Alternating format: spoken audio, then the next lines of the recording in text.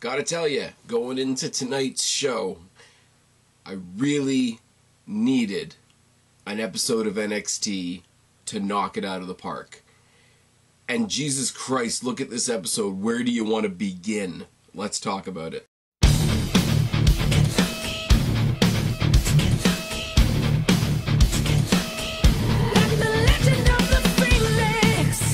What's going on, everybody? It's your buddy, it's your pal Spaz Phoenix, the YWC Reality Check, here with your August 26, 2020 NXT review. And yeah, I said it just there. I needed an episode of NXT like this week. Why? Because NXT is my brand, because they pissed me off for 2 weeks in a row with the Velveteen Dream return, because I went in with less than high hopes to take over this past Saturday, and while it was good, it immediately was followed by the unfortunate news about KROSS. So, and there was some,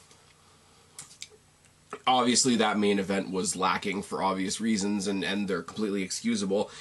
But I really needed to, you know, have an episode that reminded me why NXT is the brand that I like, that I choose, whatever the case may be. And they needed to knock it out of the park this week and take full advantage of AEW not being there, with no other distractions, with no other competition. Why? Please hold. There we go. With NXT not having any competition, not having any distraction this week, they really needed to blow it out of the water. I mean, technically, 2 separate nights, but we did beat AEW last week. AEW's not on tonight either. And looking at the bullshit that's going on with the NBA, apparently, I don't know anything about the NBA, but we could have had Dynamite tonight. And yeah, you guys know how I feel about other things. I don't need to go into that tonight, but that's hilarious. Hilarious that they tried to compete with TakeOver, with the main event being 3 minutes of Luke Harper prison shanking Stardust for their shitty ego prop TV title. Oh yes. And should I do this or not? Oh yeah, WWE, especially NXT, making all their bank, all the gold that they have in their bank is in their women's division right now. AEW, on the other hand, their women's division is so shit, they have to borrow another company's champion to have a pay-per-view worthy match in, what is it, a week and a half? I don't know who Thunder Rosa is, no offense to her. I like their belt, the belt with the little photo in the middle, that's kind of cool. I've never watched NWA a day in my life, I probably should. But yeah, we could have had competition tonight, and we didn't, and we took full advantage of it, and like I say, this show knocked it out of the park. A little bit of house cleaning. We had a couple of returns on this podcast in the past week or so. We had the return of Jake DeMarco. Thanks to him. He came back and joined us for the preview of TakeOver 30. We went, you can still go back and listen to it, because we went over a lot of other things. We talked about a lot about the women's division. We talked a lot about the Velveteen Dream situation. I may pull some clips from that podcast and release them as smaller clips, because I think there's enough there to mine that I can reshare it. Also, finally got Kristen back on here. We did a Flix Fix thing. We talked about the Marvel New Mutants movie that's coming out this Friday. I'm going. If you're in a part of the world where the theaters aren't open yet, I really do feel bad for you, but I'm really looking forward to this Friday going to see New Mutants, and talking about some of the other darker characters that are supposedly going to be part of Phase 4, or who I would at least like to be part of Phase 4. Like I said, TakeOver in general, I mean, it had the big cloud hanging over it of, like, why the fuck is Velveteen Dream here, and why am I dreading an NXT ladder match? But I mean, it was what it was. I mean, Dakota Kai, Io Shirai was fine. They had the little moment at the end with Rhea Ripley. The tag match on the kickoff was really good. Breezango getting the #1 contendership. That was cool. Jake and I talked about it. Once again, they misplaced the opportunity to put a Cruiserweight Championship match on TakeOver. I think you could have swapped that out for the Thatcher Balor match. Thatcher Balor, it was a match, is what I'll say. I like Balor. I get what Thatcher is, and as I was watching it, all I could say about it is, yes, this is a match that happened. This is a match that is unfolding in front of my face right now. Pat McAfee let's talk about Pat McAfee for a second, because that guy's insane and should probably be on the roster. And the main event was what it was, a little lackluster, but then when you find out why, what happened to Karrion Kross in his shoulder, it's more than, and I don't want to feel like I'm giving it a pass. I don't want to sound like I'm being condescending and patting somebody on the back. Oh, you did your best shot, because that's really not what I'm doing. Karrion Kross is still awesome. The fact that he got up for a second rope Doomsday Saito with one shoulder is fucking insane. Congrats to him for winning the belt on Saturday. Keith Lee on the main roster.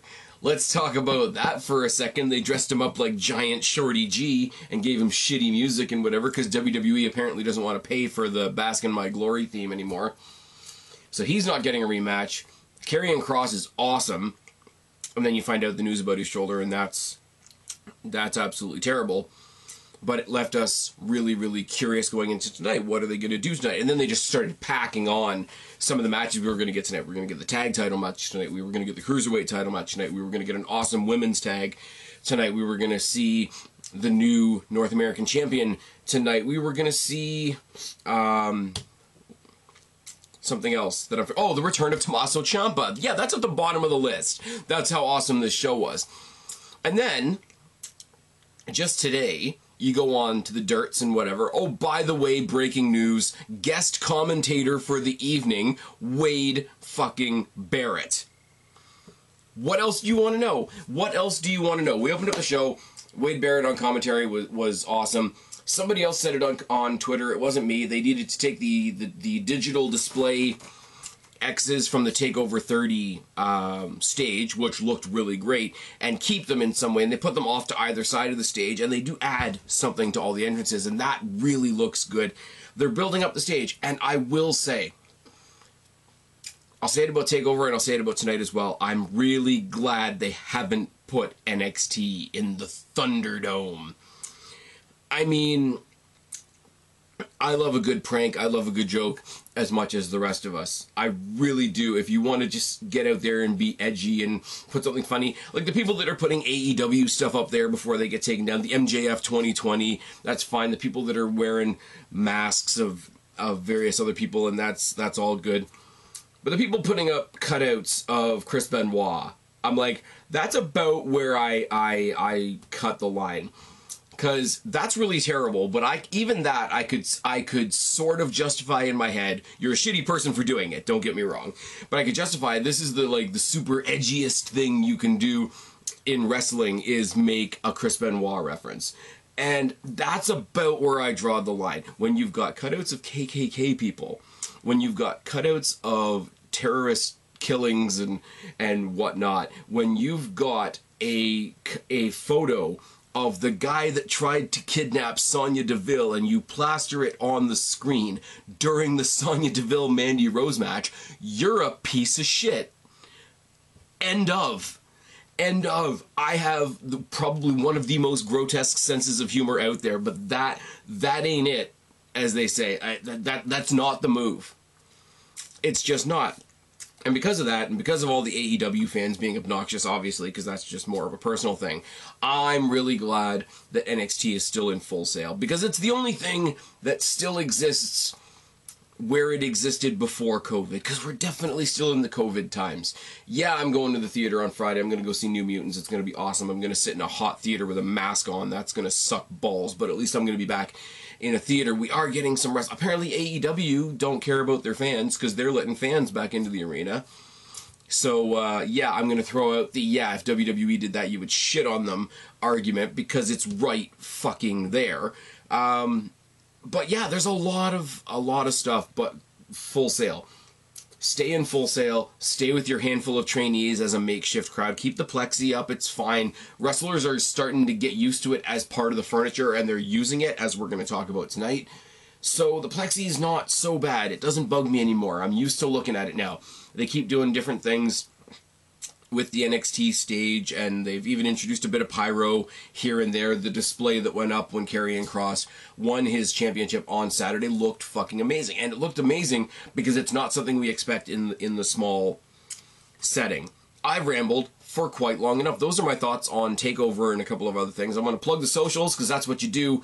If you're listening to me on an audio platform right now, find me on YouTube, Spaz Phoenix. If you're listening to me or watching me right now, pretty sexy face, gimmick hat, you want to find me on an audio platform, go to any audio platform you like, search Spaz Phoenix podcast even. Go to Twitter, Spaz Phoenix 1. Go to Instagram, Spaz Phoenix. Go to Facebook and find the Spaz Phoenix podcast Facebook group. And I do say, go over to Jake DeMarco, Countdown Ended, on his channel. He's still got the Extra Life hospital charity going on his channel. It's not too late to go throw some money into that if you wish. Jake's there. He's a good guy doing good things. Check out our podcast from last week. It was great to have him back. Hope to have him back on again real soon. Unless I'm going to take the piss out of it, I'm not doing a single thing about Payback. I asked a couple people, do you want to just preview it and take the piss out of it? I don't think it's going to happen, but whatever. So let's start the show. The August 26th, 2020 episode of NXT. Start off with Karrion Kross. I keep wanting to say Killian Kross, don't I? I do. Karrion Kross comes out with Scarlett. He's got his arm in the sling, and he goes into a big, long, gothic diatribe about, I told you again and again I was going to be the NXT champion. I warned you everyone would suffer. I kept my word. I ripped the title from Keith Lee like ripping flesh from a bone and all that sort of thing. Talked about his separated shoulder. Talked about how when you go to war, there's casualties on all sides. Talked about loving the pain, but he also knew that NXT was not going to let him defend the championship in the condition that he's in. He says, you know, everybody's path has obstacles, but my obstacles are my path. And he puts the belt down in the ring on the ground next to the hourglass, the sands of time thing. And he says, this is a warning. Doomsday is still coming. Everybody will pay, and God help my next obstacle. That's a pretty shitty way to start the show, not gonna lie. But we bounce from that really quickly to... Sorry, my camera's doing a thing, guys. Hold on a second. And we're back. People on audio, I'm sorry for the jump cut. People watching video, you guys know how my camera is. You've been with me for a long-ass time. Jumping from the sad news of Karrion Kross having to vacate his championship, we immediately jump to another championship. It is the Cruiserweight Championship. It is Breezango versus Imperium, and this could have happened on the TakeOver because it was a really feel-good moment. There's a spoiler for you. Breezango jump Imperium to start the match, sort of going against the happy-go-lucky, fun guy image that they're trying to shake off a little bit. Fandango and Fabian start the match. Fabian works on the arm. There's an arm drag by Barthel and an arm bar drop kick by Fandango as we go to the commercial. But there were a lot of commercials tonight. I will say that. This was an awesome show, and it clicked along like this, but there were a lot of commercials tonight. Double team by Imperium as we come back from the break. Lariat by Fabian, a butterfly suplex, super kick by Breeze, Irish whip and a Superman forearm, uppercut, superplex by Barthel, spin kick by Breeze, step up enziguri by Barthel, two enziguris by Breeze because anything you can do, I can do better. Twice. Top rope leg drop by Fandango and a German on the floor by Fabian as we go to another commercial break. This is 3 in the first half hour. That ain't it. Sorry, losing my voice. Don't mind me. Coming back from the second commercial break, we get a seated head and arm lock by Fabian. All 4 of them brawl to the outside. There's a side slam by Barthel. A miscommunication between Imperium, but super kicks by Breeze twice and a double leg drop by Fandango. He did look like a bit of a goofball, but it worked in the context of the match because both of the guys were sat sort of head to head. So he sort of had to do the splits as he did the leg drop, but he did the leg drop off the top. Breezango get the win. Breezango are your tag team champions. And we said, Jake and I did, in the preview, is you've got Breezango that puts everybody over. You got Oney Lorcan and Danny Burch, who always put everybody over, and you got Legado del Fantasma, who are the new team who I thought was going to win.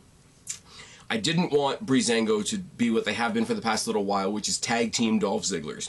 Guys that make everybody else look good, but because they make everybody else look good, everybody else ends up looking good, and they don't get the thank you. And they got it here. And I don't want to bury Imperium, but it's only half the faction. I think Walter and Alexander Wolf are stuck on the other side of the world. So they're half a faction, and neither one of them is the leader, and they're just kind of there. They're like interminable guests in somebody else's house. And that sounds like I'm shitting on them, and I'm really not. But if this happened, it's a feel-good moment for Breezango, because I like Breezango. They're a fun team, and the guys are talented as fuck. I hope, on the other side of the coin, that this happening means they're going back to join the tapings for NXT UK, because NXT UK is starting up, I believe, in the next couple of weeks. Somebody tell me if I'm wrong. They dance on the commentator's desk, and the dance on the commentator's desk by Wade Barrett and by the other commentator whose name it's not really coming to me right now. But they dance on the table, and it lasts a long time, and I thought for sure somebody was going to jump them, ruin the party, but they didn't. They just got to party, and they got to celebrate, and they got to actually have championships. Because the only other thing I was going to say for these guys is individually, if you threw them into the Cruiserweight division, that could have been fun, but they're a fun team. They've been doing this a while. Every other team that they've tried to throw together, Breezango have been there to make them look good. So let them have their moment. It's really good. And as I was saying to a couple of people online, NXT, smartly, in this tight little compact 30 minutes, managed to get the really bad news out of the way swiftly and effectively and immediately jump you over into this really feel-good moment. This was really awesome, and it set the pace for the rest of the show. Also, Wade Barrett talking about how he's wrestled with a lot of these guys in the past and lending some credence to what they can do and talking about their pasts a little bit was a little bit of a different flavor on the commentary booth. And Wade Barrett, as a commentator, I know he's done commentary for WCPW. I know he's done a little bit of commentary for NWA as well, but as I say, I never watched WCPW, which is kind of unfortunate, and I don't really watch NWA Power. I mean, I know everybody loves Cornette, but that's about it. He's got a lot of presence at the table. He doesn't overbear on people. Like, I know Mauro Ranallo sometimes gets the criticism that he overbears on everybody else, but he brings an air of authority to the booth that doesn't come off as offensive. I hope that makes sense. He's got a really good presentation. You could tell he's done it. It's not his first rodeo, so to speak. And it's just really good. And he's a good addition, and I hope he stays. Everybody's saying that this is sort of like a one-off or a two-off or whatever. I hope it's not. I hope this sticks. I hope they rotate some people out, because obviously you're not going to have a four-man booth. You're not going to have the two of them and Beth Phoenix and Mauro Ranallo. But work out a way to rotate some people, because I like Wade Barrett on commentary. It's fine. Damian Priest arrives at Full Sail, and he's confronted immediately by Timothy Thatcher, and he says, "Oh, you know, you're a joke, and you don't really celebrate like a real champion. You're an embarrassment to that title, and if I got my hands on you without any ladders to hide behind, then you know you'd be done for," type thing. Which is fine. But Thatcher was competing to get into that ladder match too. So if he had won, and if he had gotten himself into that ladder match, and if he had won that ladder match, I know it's not supposed to make any sense. I know he's supposed to be contradictory because he's an asshole, because he's a heel. I get it.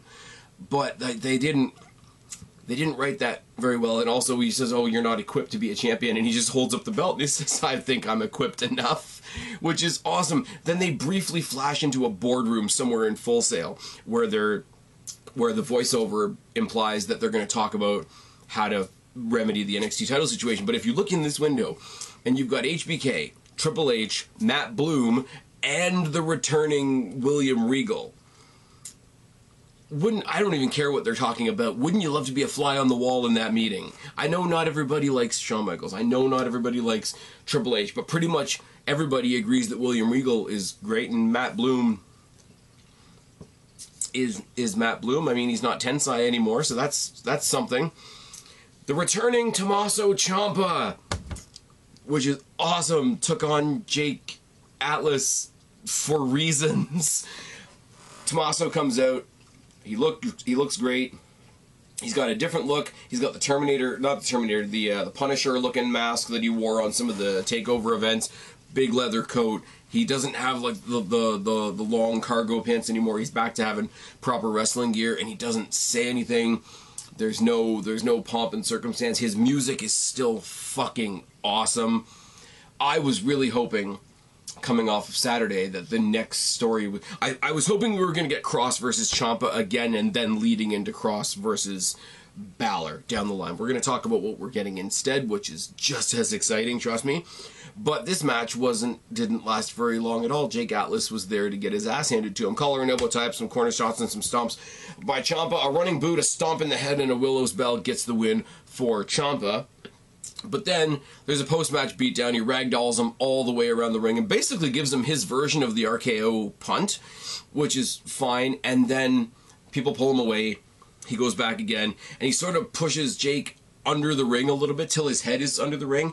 And if you didn't see it, if you saw it, obviously you know what I'm talking about, but if you didn't see it, I'm going to try and explain it. You know when they occasionally catapult somebody so that they clothesline themselves on the bottom ring rope, and they just sort of bounce, and there's a little bit of a whiplash effect, and you move on with the rest of the match. He did that on the metal undercarriage of the ring, which was dirty, and then he stepped away, and he sort of like deviously watched as they put him on the stretcher as they're getting ready to do him out of the building. And then he grabbed the stretcher and gave him the suspended DDT off the stretcher, which is great. And then he sort of sat on the edge of the ring like he used to. The only thing he didn't do was do the whole like pat himself on the back thing. But this was a heck of a return, and I think it was all told about 4 minutes.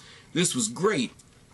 They didn't linger on it. Whatever, they did a quick video package on Candice LeRae and Tegan Nox. It was mostly voiced over by Candice LeRae because she's doing awesome heel work right now.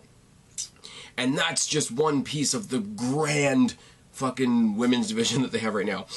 Bronson Reed's getting interviewed in the back. He wants a shot at the North American Championship, but he's interrupted by the returning Austin Theory. That's another one. He's confronted by Austin Theory. He says, yeah, it took you a little while to get yourself into a title shot. I got to WrestleMania a lot faster because, yeah, you want to be on the WrestleMania where nobody was there, and made some comment about, you know, in 30 or 40 years from now, maybe you'll get another title shot. And Bronson Reed bitch slapped him, like, out of his skin, which is awesome. I'm assuming, among many other things we're going to get next week, I'm assuming we're going to get Bronson Reed versus Austin Theory next week. Now, everybody's like, oh, I guess Vince gave up on Austin Theory. Good. Good. I hope Vince gave up on Austin Theory, gave him back to NXT. Because, for one thing, look what they've done to Keith Lee in 1 week. For another, they put this kid on the main roster on Raw when nobody else was around. He was definitely there as a filler body. He was brought in there with Angel Garza, but not given the platform Angel Garza was given. He was put in a team with Angel Garza, and it was always made clear, this is the star, and this is his partner because he needs a partner, because we're putting him in tag team matches. They put him in Zelina Vega's faction. They put him in Seth Rollins' faction. He was part of the two bigger factions on the audience-less Raws. I mean, that doesn't say very much, but Zelina's faction and Rollins' faction were the two big things at that time. He was in both of them and did nothing. Bring him back. Put him back on NXT, let him build himself up again, maybe switch him up a little bit, maybe do something different with him. I have no problem with this whatsoever. So what do we have? We have a vacated title. We have new tag team champions. We have the return of Tommaso Ciampa, who's back to being a psychopath. And we have the return of Austin Theory, where everything's going really well. We need to have some fun, though. So what do we get? We get Mia Yim out there for a match. We don't know who she's out there to fight. She's waiting for her opponent, and instead Robert Stone comes out and starts talking some shit, and Aaliyah's by his side. So I figured that we were going to get Mia Yim versus Aaliyah, and I'm thinking, okay, that's cool. Aaliyah, my hometown girl, Robert Stone is hilarious, and Mia Yim is underrated as hell, as I've been saying. But no, mid-rant, Robert Stone gets run over by Shotzi Blackheart in her tank again. For reasons. And then we just get a babyface versus babyface match between Mia Yim versus Shotzi Blackheart because Robert Stone doesn't come back, Aaliyah doesn't come back, and Mercedes Martinez isn't seen until later on in the night. Collar and elbow type and a front slam by Yim. They trade some arm locks. Hardy style double leg drop by Shotzi, followed by a head scissor. Throw punch by Yim was an interesting choice in a face versus face match. Dragon whip off the top rope was not as nice as I'm sure they wanted it to look, which is fine. Surfboard stretch by Yim and a dropkick. Boot by Shotzi, a splash, a bulldog, a cyclone of elbows. Side suplex by Shotzi, an overhead toss by Yim, a senton by Shotzi, a top rope senton by Shotzi gets the win for my girl Shotzi Blackheart. Now, I said the other review, don't be shitty people, don't carjack Shotzi Blackheart. She got her car back, and she got her helmet back. And as I mentioned in the preview with Jake, the sub-story going on about Triple H running around the prop department of Full Sail trying to get their people to make her another helmet because he thought she had lost hers is a cool little story. Now, at the same time, Triple H also made the decision to bring back the Diddler Dream. So you take the good with the bad, you take the sweet with the salt, etc. Dakota Kai and Raquel Gonzalez talk up their tag team match with Io Shirai and Rhea Ripley. We didn't know at this point that this was going to be the main event, but it was the main event, so they're talking up the main event of the show. And then out comes William Regal. Now, William Regal showed up on the not the kickoff, but the little Facebook interview that Triple H does before or after a takeover. And it was cool because I think he's been stuck over in the UK like forever because of the ongoing global situation. So I thought he was for sure going to come out on TakeOver and do something. But he did come out.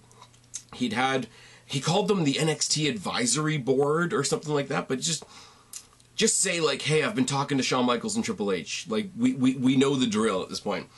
He puts over Cross, he addresses the injury, he addresses the forfeit, he wishes him the best of luck, talks him up as a big tough bastard and all that sort of thing.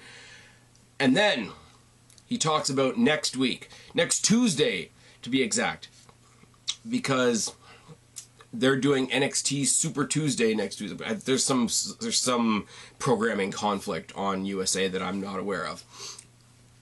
So who are we going to put the NXT Championship on? Well, we're going to talk about four former champions, all these guys that have made history, all these guys. And as soon as he said four former champions that have all made history, you knew the names before he even said them. But he gave all their accolades, Cole being the longest reigning, and Gargano being the first Grand Slam, and Balor being the first Universal Champion, and Ciampa being like just one of the toughest, most sadistic bastards there is.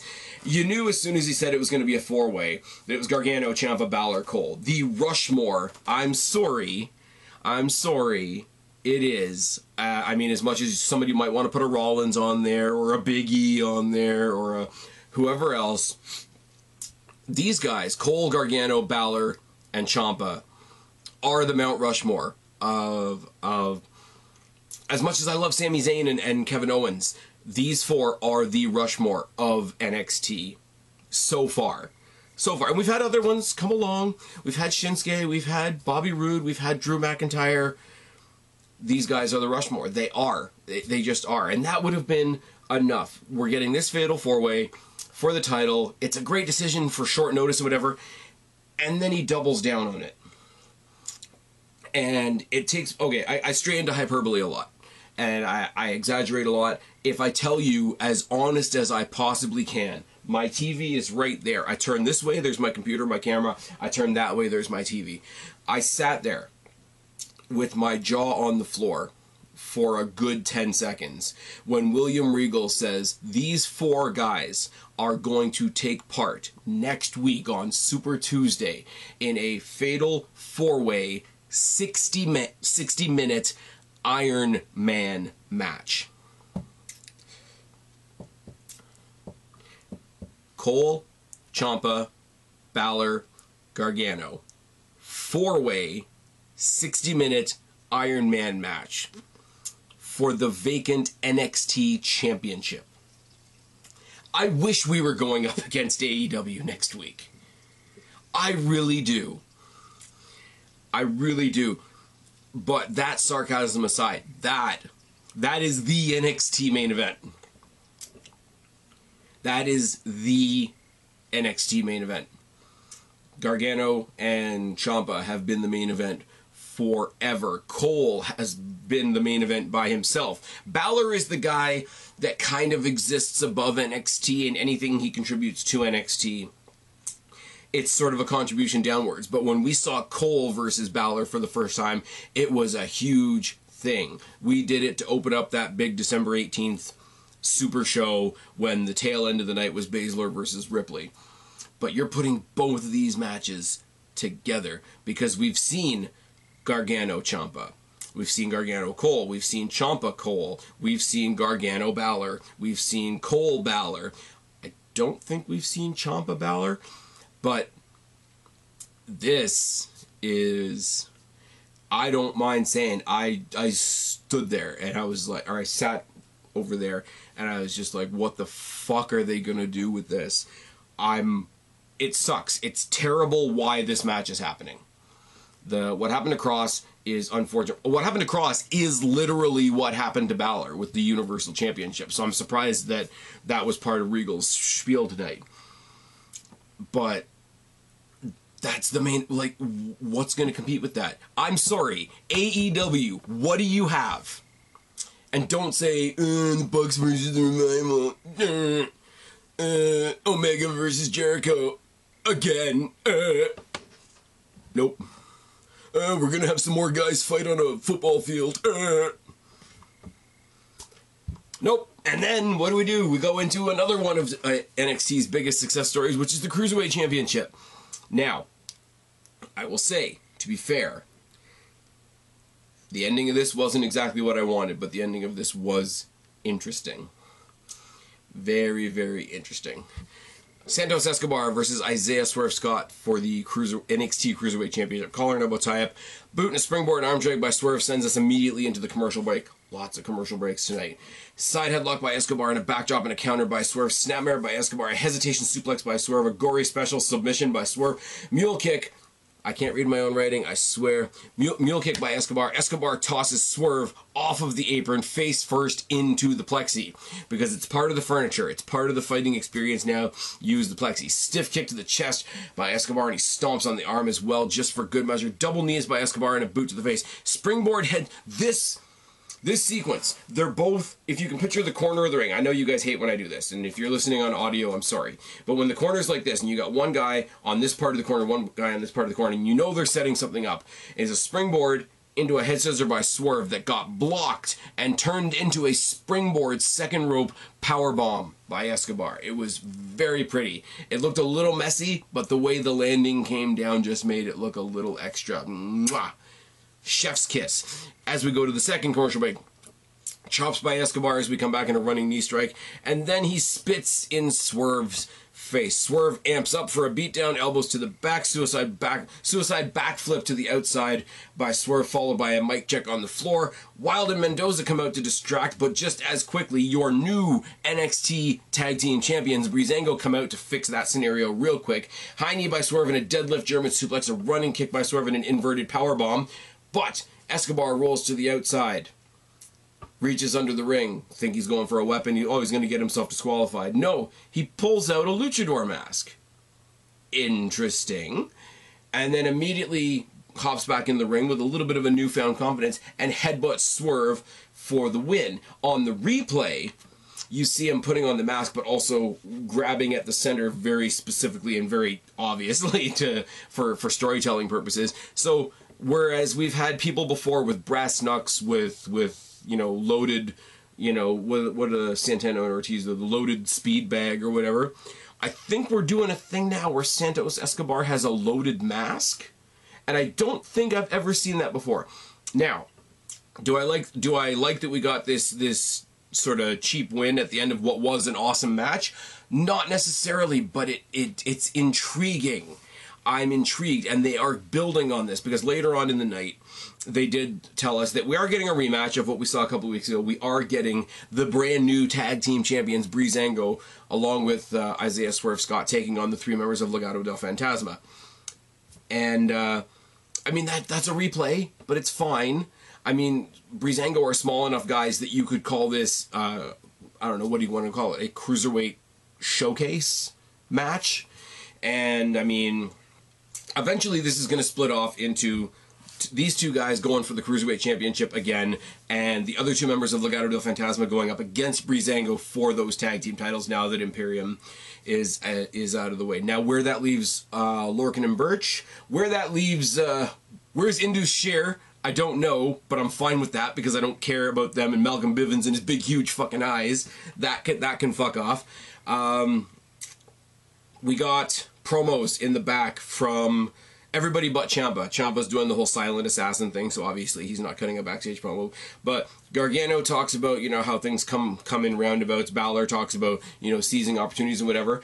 Cole, of all people, is the one that's sort of spreading the credit around a little bit, which is interesting, because he's always been, unless his feud with McAfee has turned him face, but he's talking about how great they all are. It's like, of course we're doing this match next Tuesday. We need a big match. We need to figure out who the rightful champion is in this kind of match. Of course you're going to choose the Mount Rushmore of NXT. And you figure a week or a month ago, if I was going to say Michael Cole again. Why do I do that? If Adam Cole had mentioned the Mount Rushmore of NXT, he would have been talking about the Undisputed Era. He would have been talking about his guys, because they've all got gold, and it's the golden prophecy and all that sort of thing. But now when he talks about the Mount Rushmore of NXT, he's talking about himself, Gargano, Ciampa, and Balor. So each one of these guys reacted individually, and then Adam Cole sold you the whole match. This is where I got into a bit of a discrepancy with Jake on the pre-show, because he was saying that, you know, the mic stuff from Balor, or from Cole rather, isn't quite on point. I think there's such a, he's still going to be part of Undisputed Era. They're still going to be the dorks that think they are the coolest kids in the room. But very subtly, Adam Cole, with what he does on the mic, gives so much gravitas to the whole situation, and even just like a little running background narrative to whatever he's involved in. And this was it. Gargano talked about what he was going to do. Balor talked about what he was going to do. Ciampa said the most by saying nothing at all, as the song goes. And then Adam Cole sold you the whole match, and that is the difference. And that's me putting him above Gargano, who you guys know I like, Ciampa, who you guys know I like, Balor, who you guys know I like. But I wouldn't be surprised if Balor showed up as the Demon next week. I don't want to throw that away. I know there's a lot of people that wanted him to save the Demon until he was going to face Karrion Kross, but we're in the situation we're in right now. I wouldn't be surprised with the weight that they're putting. Like, they had to throw this together in a week, but the existing weight that exists when you put these four guys in the ring, because there is no other. I've said it about 100 times at this point now. I know I'm getting repetitive, but the fact that these guys are that Mount Rushmore, they are the elite of NXT, and that's what's happening next week. Anyways, speaking of the Undisputed Era, we got Kyle O'Reilly versus Drake Maverick. And eventually I remembered why this match is happening, but at this point in the night I was having such a good time. I was on such a high from this entire show and how it's rolled out and how all the hits have just come. Bang, bang, bang, bang. We didn't have to see Velveteen Dream tonight, which was good. That was fine, and everything else just sort of came together. So at this point in the show, I'm not going to lie to you. Like I say, eventually I remembered why it's happening, but then they just threw up a graphic. It's like, up next we're getting Kyle O'Reilly versus Drake Maverick. I'm like, all right, sure, awesome. Because Drake Maverick and Killian Dane got beaten down by the Undisputed Era because new and improved pissed off Undisputed Era and all that kind of thing. But here's the thing as well. Other than the backstage promo, we didn't see Adam Cole tonight. Adam Cole wasn't out with the Undisputed Era tonight. That's deft. It's very deft booking for all the Sidgwick superfans out there. Be sure to tell them that I talked about the deft booking of NXT. Oh, yes. And this is a cool little, I mean, you knew he was never going to win, but this is a cool little showcase for Drake Maverick as well. There's a Furious Strikes by Maverick and a dropkick to the knee, an inside-out senton on all of the Undisputed Era by Drake fucking Maverick. Who would have thought of this? Series of kicks by O'Reilly and constant knee strikes. Kicks to the back by Maverick and a splash and a senton. Kitchen sink by O'Reilly and an armbreaker. They trade some punches. There's an enziguri by Maverick, a rolling knee bar by O'Reilly that Maverick fights for a long-ass time and then eventually has to give into it because he's got him in the one knee bar already and then just grabs his other leg and sort of like half-heartedly puts it in an ankle lock. So it's like a double knee bar, but only one was really working the knee. It's fine. He twisted him up until he gave up. That's the story. 3-on-1 beatdown by Fish, O'Reilly, and Strong. And then there's the save by Killian Dane. But is it a save by Killian Dane? Because, they could band together because they were both taken out by the Undisputed Era in that attack a couple weeks ago, but nope, he gets rid of the Undisputed Era, and then he takes out Drake Maverick as well. There you go. There's Killian Dane. There's somebody that you can do something with. I for a split second, I was like, are they going to make Drake Maverick and Killian Dane some sort of odd couple tag team? And then no, because that would be as crazy as putting Shayna Baszler and Nia Jax together. And who the hell would... Oh, wait. I'm going to say this, just now that I've reminded myself of that. You brought Shayna Baszler to the main roster, and she should be a singles champion by now. That's just a thing. But then you introduce the MMA 4 horsewomen, even though there's only 3 of them, which is fine. Jessamine Duke, Marina Shafir. They were supposed to have spots in the Raw Underground this year that were cut because Vince McMahon is crazy and ripped up the script because it was his birthday. That's actually a thing. But you've got Shayna Baszler going for the Tag Team Championships. You don't have her team up with somebody from her faction. You have her team up with Nia Jax. And why did she team up with Nia Jax? Because she wants Nia Jax to leave her alone.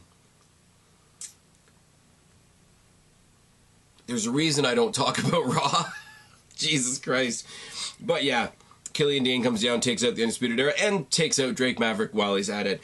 Ripley and Shirai versus Kai and Gonzalez. And you know what? I'll tell you, I'll be perfectly honest with you. This match was a little bit of a mess, but it was still a lot of fun. Rhea Ripley is a badass. Rhea Ripley, as you guys know, I always say, fucking star. Io Shirai's our champion, which is great. Kai's a great heel. Gonzalez is a great heater. And I don't even really have to tell you what happened in the match, because you know what you expect from these 4 women. There's a distraction by Mercedes at one point. There's a one-arm bomb by Raquel. Raquel spent a lot of time in this match ragdolling Rhea Ripley. Rhea Ripley gave up a lot of herself in this match, and because of the distraction by Mercedes, Raquel and Kai got the win, which is nice. Again, there's a lot of teams forming in NXT. You need to bring those tag team championships to NXT so that you can save them. We could have right now Shotzi Blackheart and Rhea Ripley going for those tag titles this coming Sunday, but we don't. We have Shayna Baszler and Nia Jax for reasons. You could send Kai and Gonzalez. You could send Mia Yim and Tegan Knox. You could send the Robert Stone brand. You could send, like I say, Shotzi and... But you had to make up another team. Why? I don't understand it. But I mean, this is good. It is kind of cool to see, and I know this sounds so cliche, but it is cool to see Ripley facing people her own size. To see her square up to Raquel Gonzalez. Raquel Gonzalez doesn't bring as much to the table as Rhea Ripley, we all know that. But just to see them square up is cool. It's different. To see Rhea Ripley literally not know how to handle being manhandled, and then know that ultimately that's just to set us up for Ripley versus Mercedes Martinez later on down the line, and that's not even the title match, that's not even the title picture. And as I say, on AEW you have to bring in a champion from another brand just so you've got a pay-per-view match in a week and a half.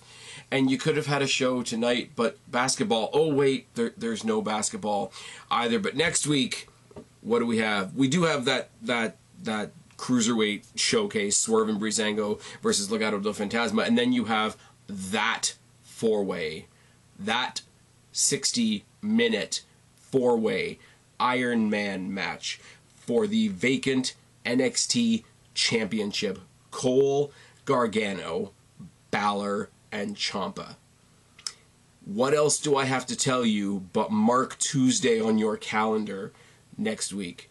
This, I said it at the beginning of the episode, and I said this was exactly the episode of NXT I needed. I would really love to know if you guys agree with me down in the comment section below. If you're watching live, put it over there.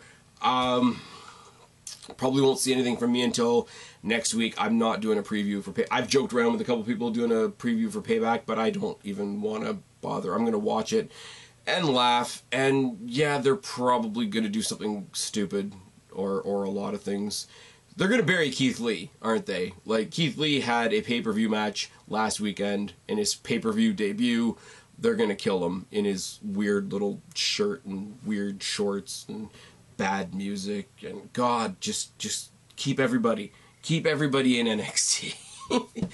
I've been Spaz, your YWC reality chick. Subscribe up there, talk down there, start a conversation. Keep all these conversations going. Don't be a stranger. I will talk to each and every last one of you later, but for right now, I am tagging out. Bye, guys.